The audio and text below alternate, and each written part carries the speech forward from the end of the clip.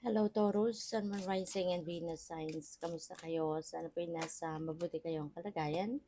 Welcome back po sa Star Tarot at kung bago kayo dito, welcome din po kayo. Please subscribe, like, share my videos, and leave me a comment kung nakaresonate po kayo. Thank you. Tignan natin kung ano mga messages ni Taurus. First card po ninyo, we have companion. Ayan, a discerning friend, will be by your side.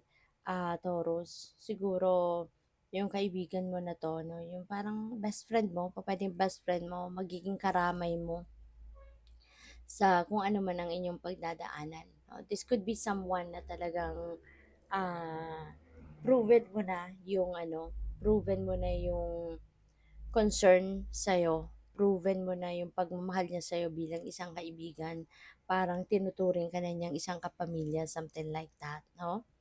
So, what else? We have adventure. Be open to new experiences. All right, Taurus. Maari this time is you are going to head towards an adventure at kung ano man ito, this could be someone na nasa bucket list ninyo. Po pwedeng this is something na um, matagal na ninyong gustong gawin ito pero baka dati hindi niyo magawa-gawa kasi pupuwedeng takot pa kayo, pero ngayon magiging matapang na kayo na harapin ito, 'no, yung pupuwede kasi na pangarap mo 'to, 'no, 'yun ang gano'n. 'Yun ang ganap dito kaya ngayon na nandidiyan na yung opportunity, wala nang makakapigil sa'yo. Parang wala nang makakabasag 'no, ng ano ninyo, ng trip ninyo rito 'no, Taurus. So, what else? Excuse me. Love gift, so precious offering. Baka merong magraregalo sa'yo. O pwedeng merong kang matatanggap na regalo. Pwede na napakahalaga nito. This could be an inheritance. Pwede rin na material na bagay ito for whatever reason. Merong magraregalo sa'yo. This could be a token, diba? Pasasalamat sa'yo for help na ginawa mo for them. Possible din na ang iba sa inyo rito baka merong um, this could be at non-tangible gift, no? Non-tangible, pwedeng offer ito sa trabaho, pwedeng posisyon sa trabaho, pwedeng opportunity na mahalaga para sa'yo, something like that, no?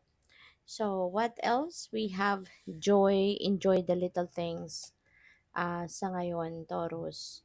This could be something na bibigyan mo din ng panahon sa ngayon, simple na bagay, maaaring ma-appreciate mo na yan sa ngayon, matutuwa ka na kasi baka dati hindi ka gano'n, hindi mo ginagawa ito na pag-a-appreciate 'no, ng even mga simple things. But now maybe, magkakaroon ka ng realization 'no, na kahit pala simpleng bagay lang, 'di ba, nakakapagpasaya din pala 'yun 'no, sa iyo. So, what else? We have in the distance, closer than you think. Ayan, so maaari na maaari na parang ano 'to, parang dream come true. Puwedeng matagal mo na 'tong pangarap, matagal mo na 'tong, matagal mo na 'tong gustong makamit 'no, and maaaring mula bata ka pa 'no, pinapangarap mo na 'to, fantasize mo na 'to, but ngayon, 'di ba, ngayon pa lang mangyayari. Finally 'no, it's coming to fruition after so many years, after several years na minimithi mo ang ganap na 'to, ang bagay na 'to, ngayon 'di ba, finally maa-achieve mo na. So this could be a childhood dream 'no, that is coming to fruition. So congrats. We have obstacle, overcoming a blockage on your path. So this is really good. Magtatagumpay ka na, mahahanap mo na yung solusyon sa problema, mahahanap mo na yung way out no dito sa obstacle na ito. Taurus. So this is really beautiful. Kung ano man ito, This is a success, no? This is a success para sa'yo. So, what else? We have self-care, heal, repair, and connect. Paalala ito sa inyo, no? Naalagaan ninyo yung inyong sarili. Paalala ito sa inyo na, you know, um, bigyan ninyo ng oras, panahon, atensyon naman ang inyong sarili, ang inyong kalusugan, ang inyong well-being. Kasi baka masyado kayong nakatutok, no, sa trabaho, masyado kayong nakatutok sa ibang bagay, sa mga worldly things na gusto ninyong makamit or gusto ninyong magkaroon.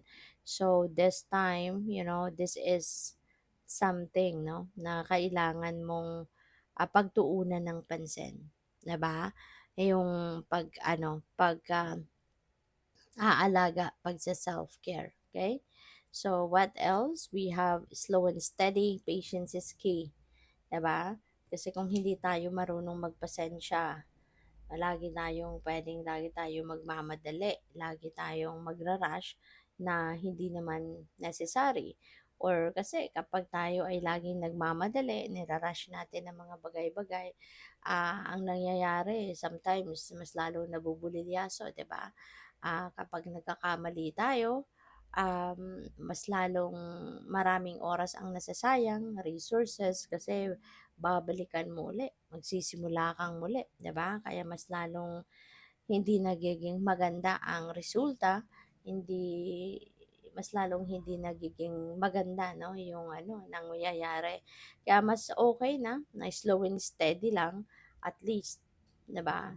Alam mo, kalkulado mo yung bawat galaw na gagawin mo. Every step that you're going to take, sigurado ka about it. Diba? Kaya kahit mabagal, okay lang, no? Bastang sigurado ka na hindi masasayang ang oras mo, effort, energy mo. Diba? So, we have luck. Something is hidden or locked. Ayan. So, pwedeng ikaw yung meron tinatago. Maybe you are hiding something. Pupuwedeng sikreto 'yan, pupuwedeng bagay 'yan na tinatago mo, maaring mahalaga na alam mo 'yun, hindi po puwedeng makuha or makita ng iba, something like that. Pupuwedeng ikaw yung meron tinatago, or could be someone, 'no, could be someone else na meron tinatago sa iyo. So, we have time at trust in divine timing. Okay? Ito yung panawagan sa'yo na, yun nga, that could be related to this patience energy, na trust in divine timing. Kasi lahat naman nangyayari sa buhay natin, lahat ng nagaganap, that is according to the divine order and timing.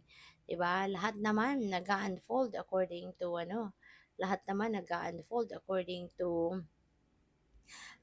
divine timing, hindi ba? Kung hindi pa ukol, talagang hindi bubukol. Kahit anong gawin natin, kahit anong pagpipilit, ang gagawin natin, when it's not meant to happen yet, it won't happen anyways. 'Di ba? Kaya you need to learn to be patient. You need to learn to wait. Alright? Good luck. Thank you for watching. Love and light. Namaste.